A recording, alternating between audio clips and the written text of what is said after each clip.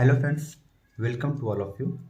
तो जैसा कि अभी तक हम लोग कक्षा 10 गणित में यूनिट 8 तक इकाई 8 तक के महत्वपूर्ण प्रश्नों और उनमें उपयोग होने वाले महत्वपूर्ण सूत्र और थियरम्स अर्थात प्रमेय का यूज कर चुके हैं, प्रयोग कर चुके हैं और उनके हल को समझ चुके हैं।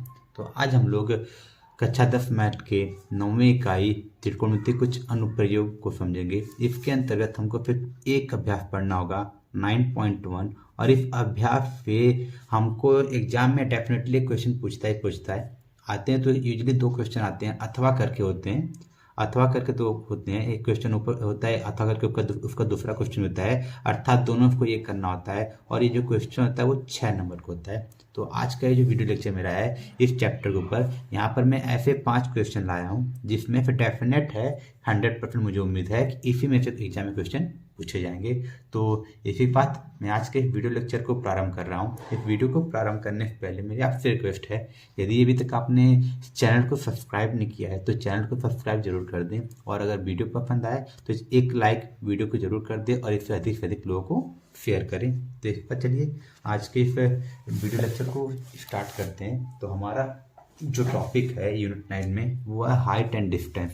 तो इसमें आने वाले जो इम्पोर्टेंट क्वेश्चन है उनको मैंने यहाँ पर लिया हुआ है। तो इन क्वेश्चन को बताने से पहले मैं आपको इसमें जो कॉन्सेप्ट यूज करना है उसको बता देता हूँ, उसके बाद मैं इन क्वेश्चन को सॉल्व करना शुरू करता हूँ। तो जो चैप्टर का नाम है उसके अंतर्गत हमको क्या पढ़ना है, हाइट एंड डिस्टेंस अर्थात ऊंचाई और दूरी के बारे में पढ़ना है। तो अभी तक हमने जो पिछला चैप्टर पढ़ा हुआ था, यूनिट 8 पढ़ा हुआ था, वहाँ पर हमने कुछ त्रिकोणमिति के फॉर्मूलों को जाना था, कुछ अनुप्रयोग को जाना था और कुछ त्रिकोणमिति अनुपात को समझा था। तो उनका ही प्रयोग यहाँ पर किया जाएगा, लेकिन उसके पहले कुछ और बेसिक चीज़ें होती हैं जहाँ पर यूनिट 9 यानी कि प्रश्नावली 9.1 के प्रश्नों को सॉल्व करने में हमें चाहिए होंगे। तो मैं बेसिक कॉन्सेप्ट को बता देता हूँ आपको। जैसे कि हम लोग क्या करते हैं, अगर हमारी यहाँ पर मैंने 2 ट्रायंगल लिया हुआ है, इन 2 ट्रायंगल्स में आपको वो सारी चीज़ें बताने का प्रयत्न करता हूँ।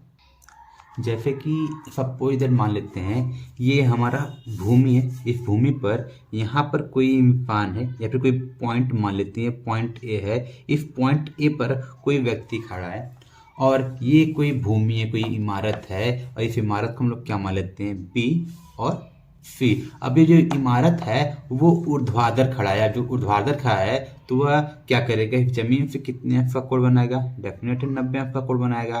तो अब बात क्या आती है, जब कोई व्यक्ति जमीन से ऊपर की तरफ देखे, किसी शिखर को देखे, जैसे कि यहाँ पर जो कोई व्यक्ति है वो बिंदु ओ ए से इस इमारत बीसी के शिखर को देख रहा है, तो इस केस में यहाँ पर जो कोण बनता है व्यक्ति की आंखों से, इस कोण को कहते हैं उन्नयन कोण।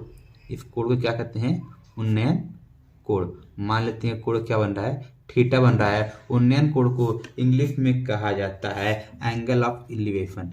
क्या कहते हैं, एंगल ऑफ एलिवेशन।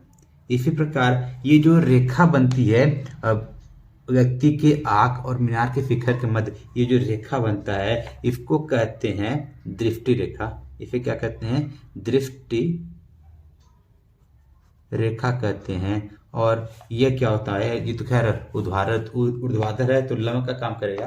तो मैं वापस बताता हूँ, सीधे एक सीधे साधु बता रहा हूँ कि जब हम लोग जमीन से ऊपर की तरफ किसी वस्तु को देखेंगे तो उस स्थिति में कौन सा कोण बनेगा, उस स्थिति में बनेगा उन्नयन कोण। तो ये दृष्टि रेखा जानते रहिए जिसको क्या कहते हैं, जिसे कहते हैं लाइन ऑफ साइट। जिसे क्या कहते हैं, लाइन ऑफ साइट।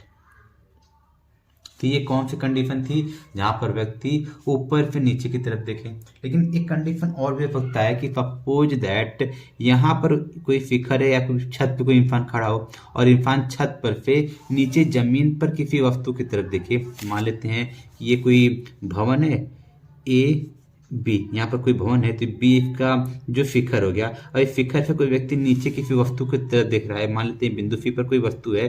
तो अब इस केस में कोण यहाँ से ना बन के ऊपर की तरफ से बनेगा, और ऊपर की तरफ से ये जो कोण बनता है, यहाँ पर इस कोण को बनाने के लिए हमको एक काल्पनिक रेखा को ड्रॉ करना होता है और कोण यहाँ पर बनता है, और इस कोण को कहते हैं अवनमन कोण।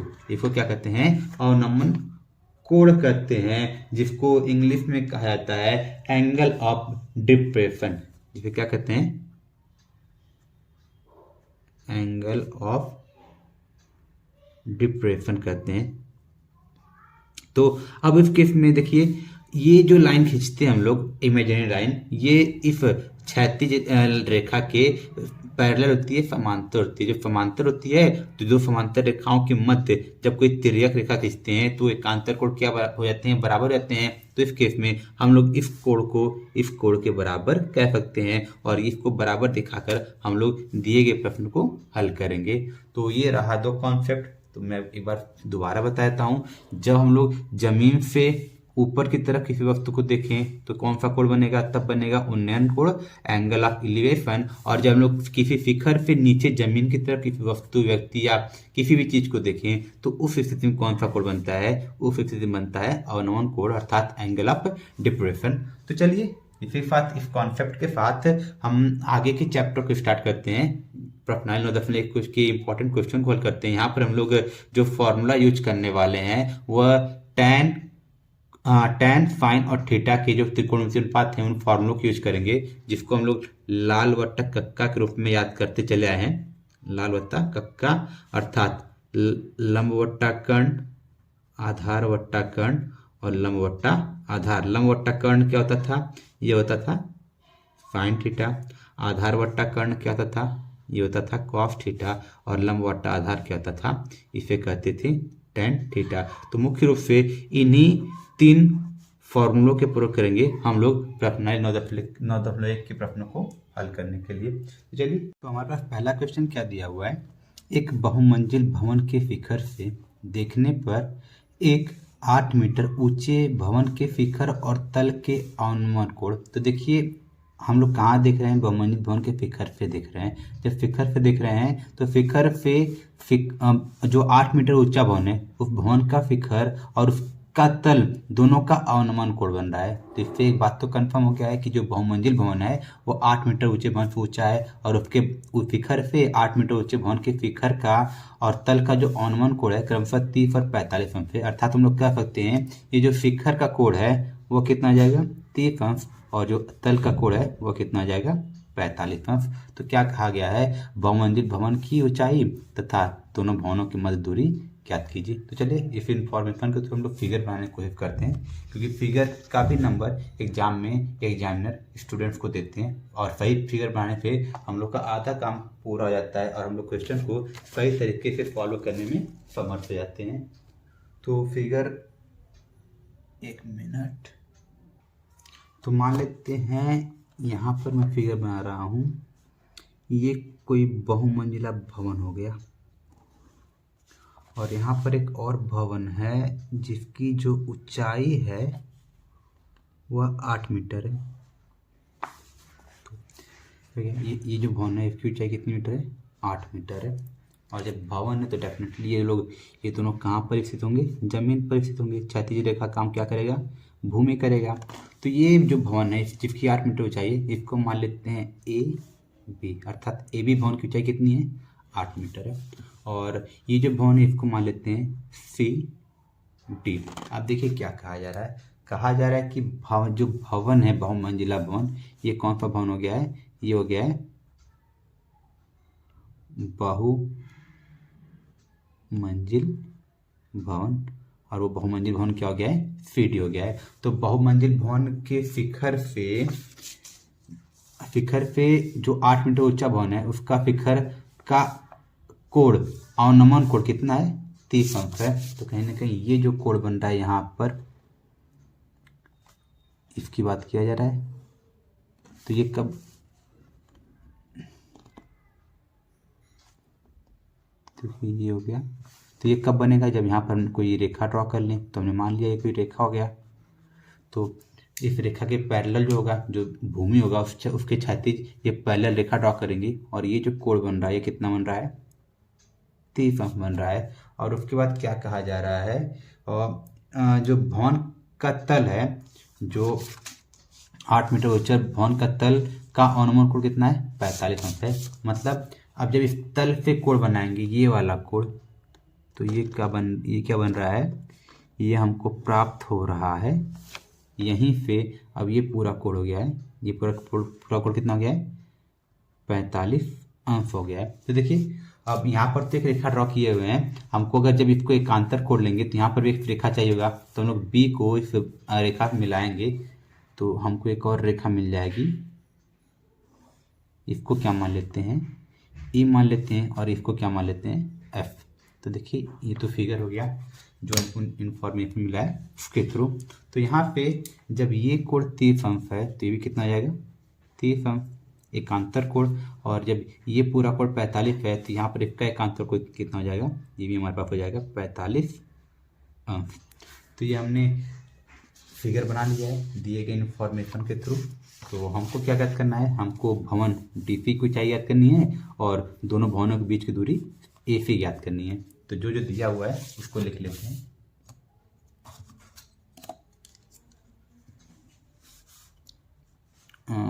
क्या दिया हुआ है, CD बहुमंजिल भवन तथा AB 8 मीटर ऊंचे भवन को प्रदर्शित करता है तथा भवन के, यहाँ पर रुकिए, तथा बहुमंजिल भवन के शिखर से 8 मीटर ऊंचे भवन के शिखर तथा पाद के अवनमन कोण क्रमशः कितने हैं, क्रमशः 30 अंश तथा 45 अंश है। अर्थात अगर हम लोग फिगर के थ्रू कोणों को लिखना चाहें तो हम क्या लिख सकते हैं, अर्थात कोण DBE, कोण DBE बराबर कितना है, 30 अंश, और ये किसके बराबर हो जाएगा, कोण सॉरी यहाँ पर DAB नहीं FDB रहेगा। इसको थोड़ा चेंज करते हैं, FDB, क्योंकि अभी अवनमन कोण है ना, अभी इसको पहले अवनमन कोण दिखा लें उसके बाद इसको बराबर करेंगे कोण FDB के। कोण DBE इसके क्या हो जाएगा, बराबर हो जाएगा, कैसे, एकांतर कोण। ठीक है, इसी प्रकार हम लोग क्या कह सकते हैं, दूसरा कोण क्या बना है, कोण FDA, कोण FDA ये कितना है, 45 अंश है। देखिए ये एकांतर कोण 45 अंश है, तो ये 45 अंश है, तो एकांतर कोण ये भी क्या हो जाएगा, 45 हो जाएगा, अर्थात कोण DAC। तो ये किसके बराबर हो जाएगा, कोण DAC। यहाँ भी रीजन क्या होगा, एकांतर कोण। तो ये हो गया। और एक चीज और देखिए, हम लोग ध्यान देते हैं, ये जो EC होगा ये किसके बराबर हो जाएगा, BA के, तथा EC बराबर क्या हो जाएगा, BA, क्योंकि दो समांतर रेखाओं के बीच जो दूरी होती है वो क्या होती है, बराबर होती है। और ये क्योंकि BA कितना है, ये भवन के ऊंचे 8 मीटर ऊंचा भवन था, तो ये अगर BA 8 मीटर है तो EC भी कितना हो जाएगा, 8 मीटर ही हो जाएगा। ठीक, चलिए अब हमारे पास दो ट्रायंगल मिल रहे हैं, एक कौन सा ट्रायंगल मिल रहा है, DBE, और एक कौन सा ट्रायंगल मिल रहा है, DAC। तो हम लोग चलते हैं पहले त्रिभुज डी ई बी में देखिए हमको कहीं ना कहीं पूरे भवन की ऊंचाई चाहिए थी, जिसमें हमको ये तो मिल गया है 8 मीटर है। इसके थ्रू अगर ये दूरी में निकल जाए ये ऊंचाई तो दोनों प्लस कर देंगे तो पूरे भवन की ऊंचाई मिल जाएगी। तो यहाँ पर और रिलेशन यहाँ भी चाहिए, इसकी दूरी चाहिए, तो हमको किसका रिलेशन मिल रहा है, लंब का और आधार का। और ये मिलता कहाँ पर है, ये मिलता है कौन से त्रिकोण के अनुपात में, tan के। तो tan थीटा बराबर क्या होता है, लंब बटा आधार। तो लंब कितना है डी ई अपॉन आधार कितना है ई बी। इसको बराबर लिख सकते हैं इम्प्लाइज करके tan 30 बराबर डी ई। तो डी तुमको पता नहीं है, D E upon E B. और tan 30 का मान कितना होता है, ये होता है 1/√3 बराबर D E upon E B. या फिर यहाँ पे क्या लिख सकते हैं, ई बी बराबर डी बी डी ई√3। इसको मान के चलते हैं इक्वेशन नंबर 1। तो ये हमको क्या मिल गया है, ई बी अर्थात ई बी किसके बराबर है, डी√3 के बराबर है। तो अब ये हमने इक्वेशन 1 मान लिया है। अब कौन सा ट्रायंगल हमारे पास है, हमारे पास ट्रायंगल है डी ए सी, त्रिभुज डी ए सी में यहाँ भी देखिए किसका रिलेशन है, लंब और आधार का ही रिलेशन है। तो tan थीटा, यहाँ पर थीटा कितना है 45, tan 45 बराबर लंब बटे आधार। तो लंब कितना है डी सी अपॉन ये कितना है ए सी। एक चीज़ और देख लीजिए ऊपर, यहाँ पर जैसे कि ये ई सी बराबर बी ए था, तो सेम वे में ई बी किसके बराबर हो जाएगा, ए सी के। तो यहाँ पर लिख सकते हैं तथा ई बी बराबर क्या हो जाएगा ए सी। अब इसका भी यूज करेंगे हम लोग आगे। तो यहाँ पर tan 45 वैल्यू कितनी हो जाएगी, 1 हो जाएगी बराबर डी सी। तो डी सी की वैल्यू देखिए, डी सी क्या है, डी सी हमारे पास है ये पूरा, तो हमको ए सी वैल्यू चाहिए। तो डी सी अपॉन ए सी हमको क्या मिला है, ए सी किसके बराबर है, ए सी हमको मिला है बराबर ई बी के। तो और ई बी किसके बराबर है, डी ई√3 के। या फिर यहाँ पर लिख सकते हैं ई बी, रीजन देंगे चूंकि ए सी बराबर ई बी, या फिर ई बी बराबर डी सी इम्प्लाइज करेगा ये, या फिर इम्प्लाइज दैट ई बी किसके बराबर मिला हमको, इक्वेशन पे डी√3 के। तो ये क्या हो जाएगा डी ई√3 बराबर क्या हो जाएगा, ये हो जाएगा बराबर डी सी। तो ये हो गया क्वेश्चन नंबर 2। तो देखिए यहाँ पर एक चीज़ हम लोग और कह सकते थे इस चीज़ पे, इसमें हम लोग लिख सकते थे डी सी बराबर ई बी। तो इसका भी जो हम लोग अभी करेंगे।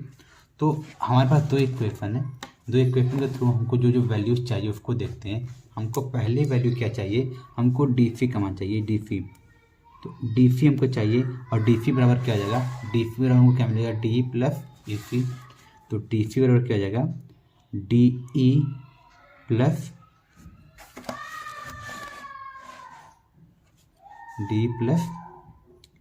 ई सी।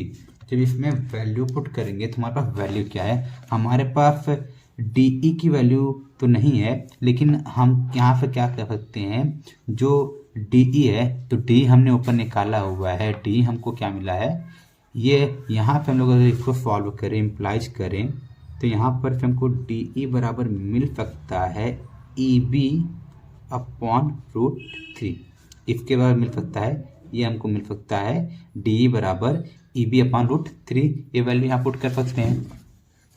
वैल्यू पुट करेंगे तो, और साथ ही साथ डी सी भी किसके बराबर है, ई बी के। तो ये क्या आ जाएगा, ई बी बराबर डी क्या आ जाएगा, ई बी अपॉन √3। 3 और ईफी की वैल्यू कितना है, ईफी की वैल्यू जो भवन की ऊंचाई के बराबर थी, तो देखिए ईफी बराबर बी ए बराबर 8 मीटर है, तो इस वैल्यू को भी यहाँ पुट करेंगे तो हमको क्या मिल जाएगा +8।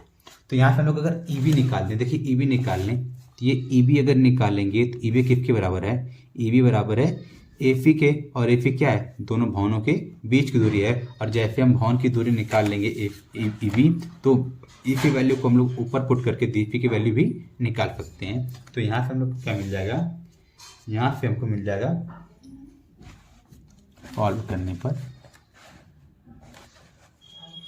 इसको इधर भेज दें तो ये कितना आ जाएगा, इम्प्लाइज करके E B minus E B upon √3 equal to 8। तो ई बी कॉमन करने पर हमको क्या मिलेगा, ये इम्प्लाइज हमको मिलेगा, ई बी हमने बाहर कर लिया तो ब्रैकेट में मिलेगा फॉलो करने पर 1 - 1 upon √3 equal to 8 implies that, इसको फॉलो करेंगे तो ये कितना मिल जाएगा, ई बी बराबर कड़ी में 3 - 1 अपॉन √3 और ये किसके बराबर है 8 के, ये देखिए मल्टीप्लाई है। अब ये मल्टीप्लाई में पूरा है तो इसका इधर मल्टीप्लाई जाएगा और ये क्या हो जाएगा इधर डिवाइड, तो हमको आगे की लाइन में क्या मिल जाएगा, हमको यहाँ पर मिल जाएगा ई बी बराबर, ये हमको मिल जाएगा 8√3 अपॉन √3 - 1। अब हर का परमेयीकरण कर दें, तो परमेयीकरण में क्या करते हैं, नीचे जो अगर माइनस होता है तो प्लस लेते हैं और प्लस होता है तो माइनस लेते हैं, तो यहाँ पर कड़ी में 3 - 1 है तो किसका मल्टीप्लाई करेंगे, कड़ी में 3 + 1 का ऊपर नीचे दोनों तरफ करेंगे। तो ये करने पर हमको क्या मिलेगा, ये हमको करने मिल जाएगा 8 कड़ी में 3 यहाँ पर है और ब्रैकेट में कितना मिल जाएगा, कड़ी में 3 + 1 होल अपॉन कितना आ जाएगा। अब देखिए ये a minus B a plus B, तो ये किसका फार्मूला होता है, a² - b² का, अर्थात कड़ी में 3 का स्क्वायर, कड़ी में 3 का स्क्वायर 3 मिल जाएगा और 1 का स्क्वायर -1 मिलेगा। तो आगे सॉल्व करने में कितना मिल जाएगा, 8 कड़ी में 3 ब्रैकेट में कड़ी में 3 और ये कितना आ जाएगा +1 अपॉन 2 और इसको कैंसिल करेंगे तो ये हमको आगे क्या मिल जाएगा, हमको ए बी बराबर मिल जाएगा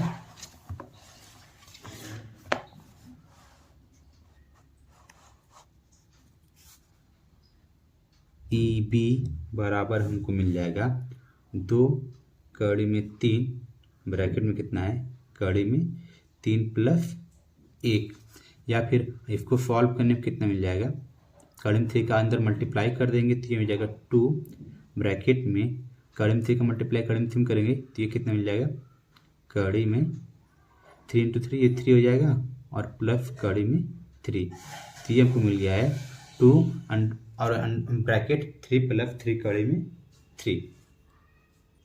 एक सेकंड, यहाँ पर हम लोग थोड़ा गलती कर रहे हैं, यहाँ पर हम देखिए इसको 2 से कैंसिल किया तो यहाँ 4 मिला था, तो वहाँ भी कितना हो जाएगा 2 की जगह, यहाँ भी 2 की जगह हमको मिल जाएगा 4 और ये भी कितना मिल जाएगा 4। तो हमको ई बी कितना मिल जाएगा, ई बी बराबर हमको मिल गया है 4 ब्रैकेट में 3 + कड़ी में 3, ये ई बी की वैल्यू मिल गई। अब हमको क्या चाहिए, क्योंकि ई बी क्या है, ई बी बराबर है किसके, एफी के, तो ये बराबर कितना आ जाएगा 4 ब्रैकेट में 3 + कड़ी में 3। और साथ ही साथ हम लोग क्या कर सकते हैं, हम लोग ये भी कर सकते हैं कि यहाँ पर देखिए ई बी बराबर डी सी, तो डी सी की वैल्यू किसके बराबर हो जाएगी, ई बी के बराबर हो जाएगी। तो यहाँ पे ये भी कह सकते हैं ई बी बराबर डी सी, ये भी कितना आ जाएगा 4 ब्रैकेट में 3 + कड़ी में 3, अर्थात जो बहुमंजिला भवन की ऊंचाई है वो भी 4 कड़ी में 3 + कड़ी में 3 है, और जो दोनों भवनों के बीच की दूरी है वो भी कितनी है 4 ब्रैकेट में 3 + कड़ी में 3 है। तो चलिए इसको आपस में रिपीट कर देता हूँ। तो जब इस क्वेश्चन को लोग दोबारा देखेंगे तो हमको क्या क्या दिया, दोबारा समझ लेते हैं इस क्वेश्चन को। हमारे पास एक बहुमंजिला भवन था जिसको हमने क्या मान लिया सी, और ये भी एक 8 मीटर ऊंचा भवन था जिसको हमने क्या मान लिया ए बी। तो इस फिगर में थोड़ा देख लीजिएगा, जो ए बी है वो किसके बराबर हो जाएगा, ए सी के, अर्थात ए सी और ए बी दोनों की वैल्यू कितनी जाएगी, ए सी बराबर ए बी बराबर कितना जाएगा 8 मीटर। और इसमें देख लीजिए जो ई बी है वो किसके बराबर हो जाएगा, ए सी के। तो यहाँ हमने वो भी लिख लिया है कि ई बी बराबर ए सी। तो हमको ई सी पता चल गया 8 और डी की वैल्यू मिल जाएगी, तो हमारा काम चल जाएगा। तो वैल्यू नहीं निकलेगा तो हम कुछ रिलेशन निकालेंगे जो हमने आगे ये किया है। तो जब हम लोग त्रिभुज डी ई बी में चले तो हमने tan थीटा को अप्लाई कर दिया डी अपॉन ए बी। तो यहाँ पे हमको tan तीस का मान कितना मिल गया है, डी अपॉन ई बी पे हमको मिल गया है 1/√3 equal to D upon E B. तो फर्स्टली हमको ई बी इक्वल कितना मिल गया, d√3। तो यहाँ पर हमने डी का रिलेशन ई बी के पद में निकाल दिया है और हमको डी बराबर कितना मिल गया, हमको डी ई बराबर मिल गया ई बी अपॉन √3। तो हमने इसको इक्वेशन 1 मान लिया है, अर्थात डी की वैल्यू ई बी के पद में मिल गया है ई बी अपॉन √3। और आगे हम लोग चले दूसरे ट्राइंगल में त्रिभुज डी ए सी में, तो हमको tan 45 बराबर क्या मिल गया, डी सी अपॉन ए सी। तो यहाँ पर देखिए tan 45 की वैल्यू 1 होती है, तो जब यहाँ पर सॉल्व करेंगे तो हमको यहाँ सॉल्व करने में क्या मिल सकता है, डी सी, और इसकी वैल्यू 1 है तो ये डी सी बराबर हमको क्या मिल जाएगा, डी सी बराबर मिल जाएगा ए सी। तो ये हमको डी सी बराबर ए सी मिल गया। और साथ ही साथ हमको ये भी पता है कि ये जो ए सी है, ए सी किसके बराबर है, ए सी किसके बराबर है, ई बी के। तो हमने ए सी को रिप्लेस कर दिया ई बी से, क्योंकि ए सी बराबर ई बी है। और हमको इस ई बी के पद, ई बी के देखिए ई बी के पद में हमको डी की वैल्यू मिली है, या फिर हम लोग क्या कर सकते हैं कि यहाँ पर आगे जब देखा हमने तो ये ई बी बराबर डी सी हमको मिल गया है और d√3 बराबर क्या हो जाएगा डी सी, क्योंकि यहाँ पर देखिए ई बी की वैल्यू कितनी है, ई बी की वैल्यू हमारे पास है d√3। खैर इस ये जो वैल्यू है इसका हमने बहुत ज़्यादा यूज नहीं किया, इसकी ज़्यादा जरूरत नहीं पड़ी, हमने इसको एक्स्ट्रा लिख दिया है। जब हम लोग आगे बढ़ेंगे तो हमको क्या मिल जाएगा, डी सी, जो डी सी की वैल्यू है वो किसके बराबर है, देखिए ये पूरा डी सी है, डी सी किसके बराबर है, ई डी और ई सी के। तो हमने क्या लिख दिया, डी सी बराबर ई डी या डी प्लस ई सी। हमारे पास ई सी की वैल्यू कितनी है, 8 है, और जो डी है हमने डी को किस पद में निकाला है, ई बी अपॉन √3। इक्वेशन में हमारे पास यही है डी बराबर ई बी √3। तो हमने इस वैल्यू को जब यहाँ पुट किया तो देखिए डी सी बराबर हमने क्या मिला है, ऊपर हमको डी सी बराबर क्या मिल गया है, ए बी मिल गया है। तो इन सब वैल्यूज को यहाँ पुट करने पर इसको जब सॉल्व करेंगे तो हमको ई बी की वैल्यू मिल जाएगी। और ई बी की वैल्यू हमको कितनी मिली है, ई बी की वैल्यू मिली है 4 ब्रैकेट में 3 प्लस कड़ी में 3। अब देखिए ई बी किसके, ई बी जो है किसके बराबर है, हमने ऊपर बता दिया था कि ई बी जो है वो ए सी के बराबर है, अर्थात ई बी की जो वैल्यू है वह ए सी के बराबर है। साथ ही साथ ई बी जो है वो डी सी के भी बराबर हमने मिल गया था दूसरे त्रिभुज से, दूसरे ट्राइंगल से हमको ई बी बराबर डी सी मिल गया था। अर्थात सीधे से कहने का तात्पर्य है ये जो दूरी है और ये जो दीफी दूरी है दोनों आपस में क्या आ जाएंगे, बराबर हो जाएंगे। और उन दोनों की वैल्यू हमको क्या मिल गई है, उन दोनों की वैल्यू हमको मिल गई है 4 ब्रैकेट में 3 का प्लस कड़ी में 3, और ये भी कितना हो गया 4 ब्रैकेट में 3 प्लस कड़ी में 3। तो दोनों की वैल्यू क्या हो गई है, सेम हो गई है। तो ये रहा हमारा अच्छा पहला क्वेश्चन। ये बहुत ही ज़्यादा इंपॉर्टेंट क्वेश्चन है एग्जाम पॉइंट ऑफ व्यू से। इसी साथ बढ़ते हैं अगले क्वेश्चन की तरफ। तो अगला क्वेश्चन हमारे पास क्या दिया हुआ है, अगले क्वेश्चन हमसे कहा गया है भूमि के बिंदु P से एक 10 मीटर ऊंचे भवन के शिखर का उन्नयन कोण 30 अंश है। भवन के शिखर पर एक ध्वज को लहराया गया है और P से ध्वज के शिखर का उन्नयन कोण 45 अंश है। ध्वज दंड की लंबाई और बिंदु P से भवन की दूरी ज्ञात कीजिए। चलिए जो दिया हुआ है हमारे पास पहले फिगर बना लेते हैं दिए गए इन्फॉर्मेशन से। सपोज दैट हमारे पास यहाँ पर कोई बिंदु है P, ये बिंदु P है, ये भूमि पर है, तो ये हमारा क्या हो गया, अर्थ भूमि हो गया। अब यहाँ पर इस पर क्या कहा गया है, एक 10 मीटर ऊंचा भवन है, ये मान लेते हैं ये भवन हो गया ए बी, इसकी ऊंचाई कितनी है 10 मीटर है। और इसके ऊपर इसे बिंदु P से ए बी के जो भवन का शिखर है इसका उन्नयन कोण कितना दिया हुआ है, 30 अंश दिया हुआ है। अब यहाँ पे बोल रहा है कि इसी पर एक ध्वज को लहराया गया है। अब इस पर जैसे एक ध्वज को लहराया गया, मान लेते हैं ये हो गया सी, बीसी ध्वज हो गया है। तो बीसी का जो ये जो शिखर है ध्वज दंड का, इसके शिखर का जो उन्नयन कोण बनेगा पी से उन्नयन कोण बन रहा है ये, और ये जो कोण बन रहा है ये पूरा कोण, ये वाला ये पूरा, ये कितना बन रहा है 45 डिग्री। तो हमसे BC की वैल्यू पूछ रहा है और किसकी पूछ रहा है, पूछ रहा है पी पे भवन की दूरी ज्ञात कीजिए, अर्थात पी ए की वैल्यू पूछ रहा है। तो चलिए इसको सॉल्व करते हैं।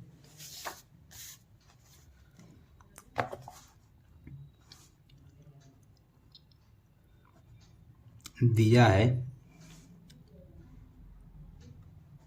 भवन, भवन क्या है ए बी, ए बी बराबर 10 मीटर,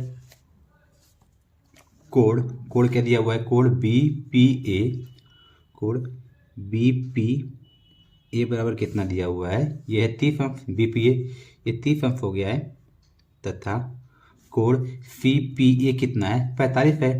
तो एंगल सी पी ए बराबर कितना हमारे पास है 45 अंश है। हमसे क्या बोला गया है, हमसे सी बी की वैल्यू पूछा है, सी बी बराबर क्वेश्चन मार्क, और क्या पूछा गया है पी ए की वैल्यू, तो पी ए बराबर क्वेश्चन मार्क। तो देखिए जब हम ट्रायंगल क्या लेके चलेंगे, त्रिभुज सी पी ए, त्रिभुज सी पी ए में तो हमारे पास दो चीज़ें हैं, हमारे पास क्या क्या है, वैसे तो ये पूरा लंब का काम करेगा ए सी, लेकिन ए सी कितने भागे, दो भागे ए बी और बी सी। यहाँ पर हम लोग लिख सकते हैं चूंकि ए सी बराबर क्या हमको मिल जाएगा A B plus B C. तो अभी रिजल्ट का हम लोग कम करना है, तो त्रिभुज सी पी ए में tan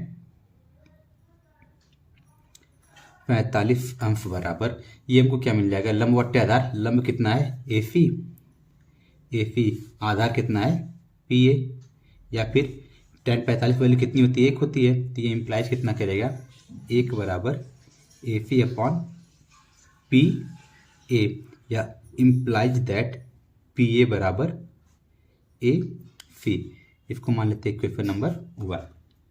अब कहाँ चलते हैं,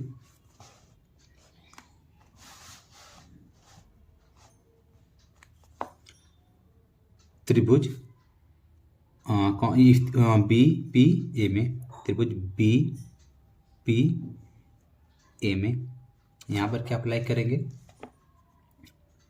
tan 30 बराबर यहाँ पर लंब क्या है A B, A B upon P A, tan 30 की वैल्यू कितनी होती है 1/√3 बराबर A B upon P A, या फिर पी ए बराबर कितना मिल जाएगा, पी ए बराबर हमको मिल जाएगा √3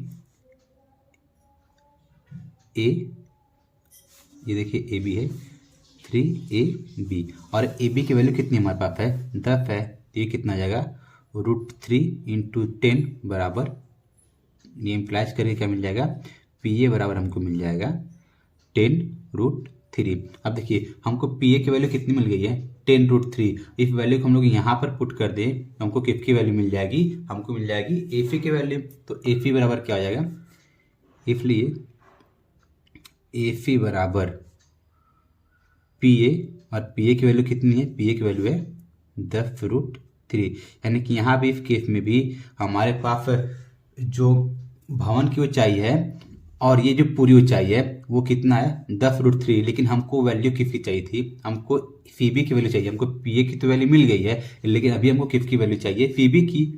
तो इसलिए सी बी बराबर हमको क्या मिल जाएगा, सी बी चूंकि हमारे पास क्या है सी बी, देखिए यहाँ पर ए सी बराबर क्या है A B plus B C या सी बी, तो सी बी क्या मिल जाएगा A C minus A B, C B बराबर A C minus A B, ये हमको मिल गया है ए सी माइनस ए बी। और ए सी वैल्यू कितनी आई है 10 कड़ी में 3 माइनस ए बी, और ए बी कितनी वैल्यू है 10 है, तो यहाँ पे सी बी कितने मिल जाएगा 10 को कॉमन ले लेंगे 10 बाहर आ जाएगा और कितना बचेगा √3 - 1, तो हमको सी बी कितना मिल जाएगा, सी बी मिल जाएगा 10 ब्रैकेट में कड़ी 3 - 1, ये हो गया ध्वज की लंबाई, और ये क्या हो गया है भवन और बिंदु पी के बीच की दूरी, वो कितनी आ गई है 10 कड़ी में 3। तो आइए आपको ये क्वेश्चन समझ में आया होगा। तो चलिए इसी के साथ बढ़ते हैं अगले क्वेश्चन की। तो देखिए अगले क्वेश्चन में क्या कहा जा रहा है, अगले क्वेश्चन में कहा जा रहा है कि 7 मीटर ऊंचे भवन के शिखर पे एक केबल टावर के शिखर का उन्नयन कोण 60 अंश है और इसके पाद का अनुमान कोण 45 अंश है। तो टावर की ऊंचाई ज्ञात करना है। तो हमारे पास ये कोई भवन है 7 मीटर ऊंचा और यहाँ पे कोई केबल टावर है।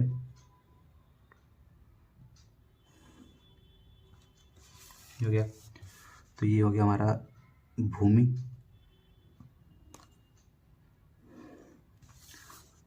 इसको मान लेते हैं ए बी और इसको क्या मान लेते हैं पी क्यू। ये हो गया। आगे क्या कह रहा है कि भवन की जो ऊंचाई है वो कितनी है 7 मीटर है और इसके शिखर से केबल टावर के शिखर का उन्नयन कोण 60 अंश है। तो केबल टावर का जो शिखर है ये जो कोण बन रहा है ये कब बनेगा, जब यहाँ पर एक रेखा को हम लोग ड्रॉ कर लेंगे। चलिए इस रेखा को भी ड्रॉ कर लेते हैं।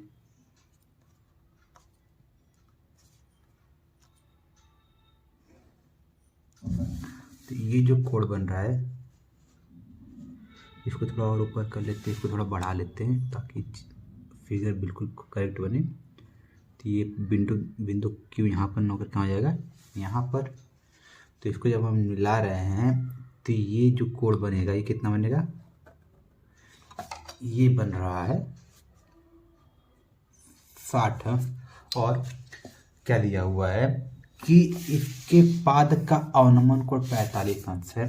तो ये जो कोण बन रहा है पाद का अवनमन कोण मतलब भवन से जो केबल टावर इसके पाद का अवनमन कोण बोल रहा है। तो इस कोण की बात कर रहा है। तो ये जो बन रहा है ये बन रहा है 45। जब ये 45 तो भी कितना आ जाएगा 45। देखिए ये 7 है तो ये भी कितना आ जाएगा 7 हो जाएगा। अगर पूरी ऊंचाई अगर यच मान लें तो ये ऊंचाई कितनी हो जाएगी, हम लोग अगर पूरी ऊंचाई केबल टावर की इसको अगर यच मान लें तो ये ऊंचाई कितनी हो जाएगी, ये ऊंचाई हो जाएगी h-7। इसको भी नाम दे देते हैं सी का। तो क्यू सी जो होगा ये कितना हो जाएगा क्यू सी ये हो जाएगा h-7। तो चलिए इसको सॉल्व करते हैं। माना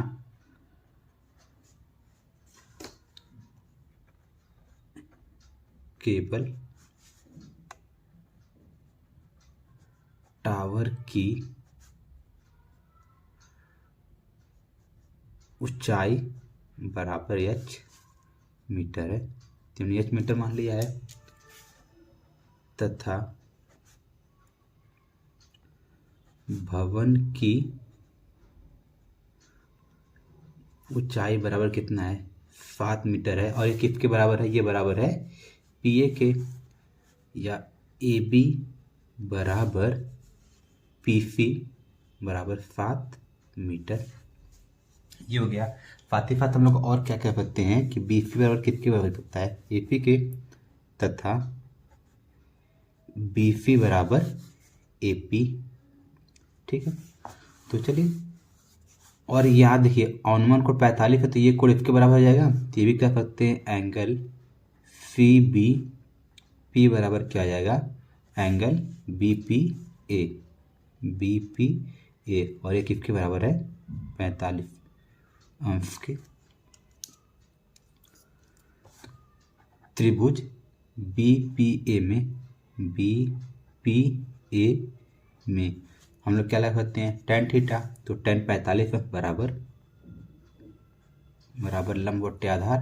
तो बी ए अपॉन आधार कितना है ए पी, या tan 45 की वैल्यू कितनी होती है 1 होती है। 1 बराबर बी ए की वैल्यू कितनी है 7 है, और ये कितना है ए पी, या इम्प्लाइज हमको ए पी कितने मिल जाएगा ए पी बराबर 7।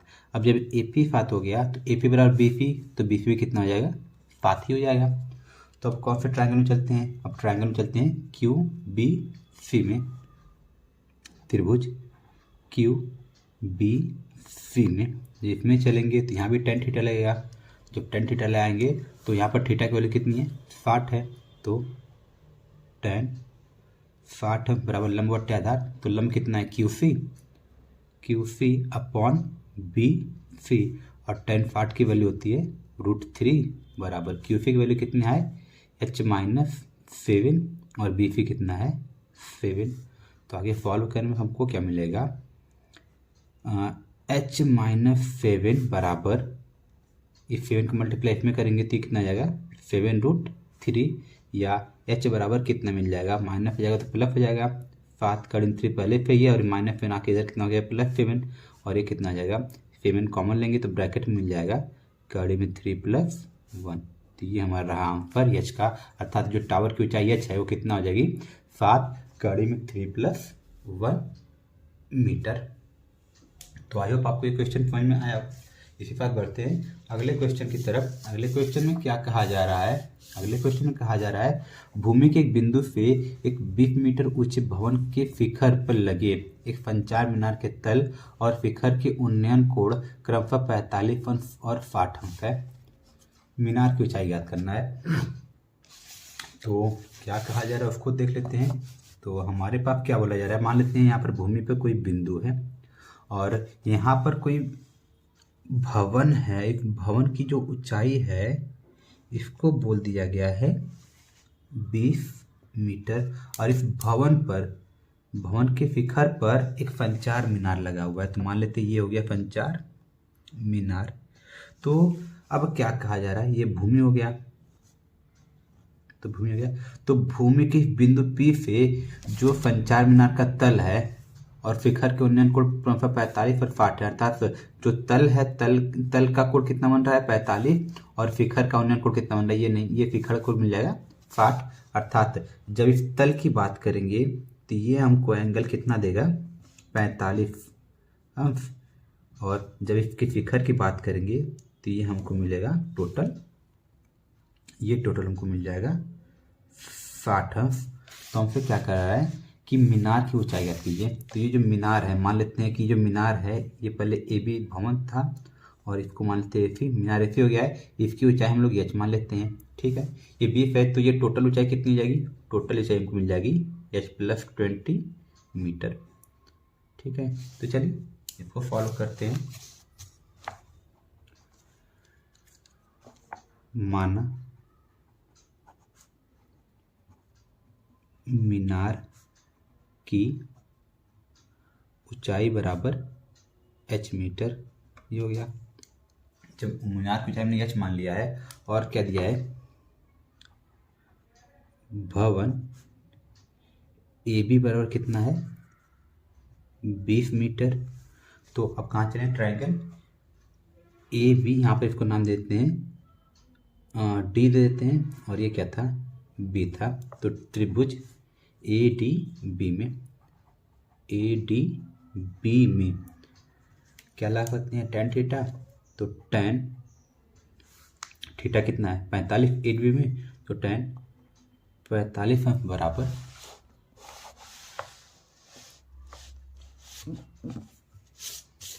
देखिए, इस चीज़ को मैंने रिकॉर्ड नहीं किया, फिगर बना तो दिया हूँ, दोबारा आपको इस चीज़ को एक्सप्लेन कर देता हूँ। हमारे पास क्या था, हमारे पास एक 20 मीटर ऊंचा भवन था और ये भूमि पर कोई बिंदु टी था। तो बोला जा रहा था भूमि इस भवन के ऊपर यह कोई क्या लगाया गया है, मीनार लगा गया, संचार मीनार का टावर है। तो संचार मीनार के टावर की ऊंचाई हमने क्या मान लिया, एच मान लिया है। तो संचार मीनार का जो तल है, इस बिंदु से उस तल का जो उन्नयन कोण था वह था 45 अंश, और संचार मीनार के ये जो ऊपरी सिरा था, जो शिखर था, उसका उन्नयन कोण कितना है 60 अंश है। तो हमने उसकी ऊंचाई कितना मान लिया, इसकी ऊंचाई पूछ रहा है, हमने इसको एच मान लिया है। ये भवन की ऊंचाई 20 मीटर थी, तो ए बी से लेकर सी तक की टोटल ऊंचाई कितनी जाएगी, इस एच को 20 में प्लस कर देंगे तो वो मिल जाएगा h + 20। तो यहाँ पर हमने वो चीज़ लिख दिया था, जब त्रिभुज ए डी बी में चल रहे हैं, ए डी बी में, तो यहाँ पर थीटा कितना है 45 अंश है, तो tan 45 बराबर कितना मिल जाएगा, लंबवत आधार, तो A B upon B D बराबर tan 45 वैल्यू कितनी होती है, ये होती है 1, बराबर ए बी कितना है 20 है अपन बी डी, या ये इम्प्लाइज क्या करेगा बी डी बराबर 20 मीटर। तो ये बी डी की वैल्यू 20 मीटर हो गई है। अब कौन से ट्रायंगल में चलें, सी डी बी में, त्रिभुज सी डी बी में जो इसमें चलेंगे तो ये हमको क्या मिल जाएगा tan, अब थीटा की वैल्यू कितनी है 60 है, तो tan 60 बराबर लंब बटे आधार, यहाँ पर लंब कितना है BC और आधार कितना है BD। Implies that tan part की वैल्यू कितनी होती है √3 BC, और BC को हमने क्या माना है, BC टोटल H+20 है तो H+20 अपॉन BD की वैल्यू कितनी मिल गई हमको ऊपर, BD की वैल्यू मिली है 20 मीटर, तो इसका मल्टीप्लाई इधर कर देंगे तो ये हमको क्या मिल जाएगा H+20 बराबर 20√3, या हमको H की वैल्यू चाहिए, हमको जो टावर है 55 मिनट टावर है उसकी ऊंचाई चाहिए जिसको हमने H माना था, तो H यहाँ पे क्या मिल जाएगा, H बराबर हमको मिल जाएगा, इस 20 को इधर भेजेंगे तो माइनस हो जाएगा, तो 20 कड़े में 3 माइनस 20 को कॉमन ले लेंगे तो यहाँ से हमको H की वैल्यू प्राप्त हो जाएगी, 20 को कॉमन ले लिया तो ये मिलेगा कड़े में 3 - 1 मीटर, अर्थात जो टावर है 55 मीनार की टावर है उसकी ऊंचाई कितनी हो जाएगी 20 ब्रैकेट में कड़े में 3 - 1 मीटर। ये हमारा क्या हो गया आंसर हो गया। तो आई होप आपको ये भी क्वेश्चन समझ में आया होगा। तो बढ़ते हैं आज के आखिरी क्वेश्चन की तरफ। हमारा आखिरी क्वेश्चन क्या कह रहा है कि एक मीनार के पाद बिंदु से एक भवन के शिखर का उन्नयन कोण 30 अंश है और भवन के पाद बिंदु से मीनार के शिखर का उन्नयन कोण 60 अंश है। यदि मीनार 50 मीटर ऊंची हो तो भवन की ऊंचाई ज्ञात कीजिए। तो चलिए इसको हल करते हैं अगले पन्ने से। तो पहले क्या काम करते हैं कि दिए गए इन्फॉर्मेशन से हम फिगर बनाते हैं। तो क्या क्या बात किया गया है, एक मीनार की बात किया है और एक भवन की बात किया है। तो डेफिनेटली मीनार तो ऊंचा होगा भवन छोटा होगा, तो हम लोग यहाँ पर मान लेते हैं यहाँ पर कोई भवन हो गया ये, और यहाँ पर हम लोग कोई मान लेते हैं मीनार। तो इसको A B मान लिया, इसको क्या मान ले CD, और ये क्या हो गया है क्षैतिज रेखा या फिर अर्थ हो गया, भूमि हो गया। तो क्या कहा जा रहा है, मीनार के पाद बिंदु, मीनार का ये पाद बिंदु हो गया मीनार का पाद बिंदु ये हो गया, ये भवन है, और ये क्या हो गया, इसको मैंने क्या मान लिया भवन, और इस मीनार को क्या मान लिया, ये क्या हो गया हमारा मीनार। हो गया।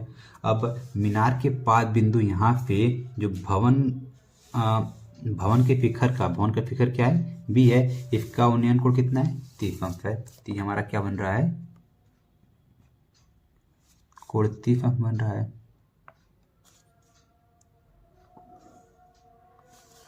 ये कोण कितना बन गया है 30 अंश। और क्या कर रहा है, भवन के पाद बिंदु, भवन का पाद बिंदु क्या है A है, मीनार के शिखर का उन्नयन कोण 60 अंश है, मतलब यहाँ पे जो मीनार का शिखर D है इसका उन्नयन कोण कितना बन रहा है 60 अंश बन रहा है। ये हमारा हो गया 60 अंश। और क्या बोला है, यदि मीनार की ऊंचाई 50 हो, मतलब मीनार की ऊंचाई यहाँ पर दे दिया है, ये कितना हो गया है 50 हो गया है। तो हमसे क्या बोला है 50 मीटर हो गया है, हमसे पूछ रहा है भवन की ऊंचाई ज्ञात कीजिए, अर्थात हमको भवन की ऊंचाई BA ज्ञात करना है। तो चलिए इसको सॉल्व करते हैं।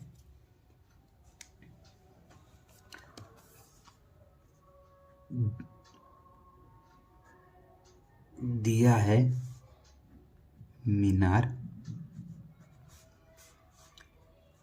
CD की ऊंचाई बराबर कितना 50 मीटर, माना भवन क्या है AB की ऊंचाई बराबर H मीटर। तो चलिए पहले कौन से ट्रायंगल में चलें, पहले ट्रायंगल में चलें ACD में, त्रिभुज ACD में। तो ये हमको क्या मिलेगा tan थीटा, तो tan थीटा कितना यहाँ पर है 60, तो tan 60 बराबर लंब बटे आधार, लंब कितना है DC आधार कितना है AC, तो AC हो गया। तो tan 60 की वैल्यू कितनी होती है √3 बराबर DC की वैल्यू हमारे पास पता है ये कितना है 50, तो 50/AC, या फिर AC बराबर कितना मिल जाएगा, AC बराबर हमको मिल जाएगा 50/3। ये AC की वैल्यू मिल गया है। अब जब AC की वैल्यू मिल गया है तो हम लोग इस ट्रायंगल का यूज करके BA की वैल्यू निकाल सकते हैं, लंब आधार के रिलेशन है तो tan थीटा का प्रयोग करके। तो वापस से त्रिभुज BAC फी में, बी ए फी में जाएंगे तो यहाँ पर tan थीटा, थीटा की वैल्यू कितनी थी, तो tan 30 अंक बराबर लंब बटे आधार। यहाँ पर लंब क्या है, ए बी अपॉन ए सी। हमने ए बी क्या माना है, ए माना हमने एच माना है, तो ये हमको क्या मिल जाएगा। और tan 30 की वैल्यू कितनी होती है, ये होती है 1/√3 अपॉन ए बी एच है, और ए पी की वैल्यू भी कितनी मिली है, 50 कड़ी में 3, 50 बट्टा कड़ी में 3, तो हो गया 50 बट्टा कड़ी में 3। या फिर अब इसको आगे सॉल्व करेंगे तो हमको एच मिल जाएगा, इम्प्लाइज दैट ये ऊपर चला जाएगा तो कड़ी में 3h बराबर अपॉन 50 बराबर कितना जाएगा, एक कड़ी में 3। और जब इसको सॉल्व करेंगे तो ये 50 को मल्टीप्लाई हो जाएगा, कड़ी में 3 को मल्टीप्लाई कड़ी में 3 करेंगे तो h बराबर हमको मिल जाएगा 50/3 मीटर। और ये हमारा क्या होगा, आंसर। अर्थात जो भवन की ऊंचाई है वो भवन की ऊंचाई को क्या कितनी मिल गई है, वो हमको मिल गई है 50/3 मीटर। तो इस प्रकार से इस क्वेश्चन को भी हमने फॉलो कर लिया है। तो आई होप आपको ये आज के 5 क्वेश्चन समझ में आए होंगे, और मुझे पूरी उम्मीद है कि इन्हीं क्वेश्चन में से आपके आगामी बोर्ड परीक्षा में प्रश्न आने की पूरी संभावना है, प्रश्न 9.1 से। तो इसके साथ आज के वीडियो लेक्चर को मैं समाप्त कर रहा हूँ। Thank you.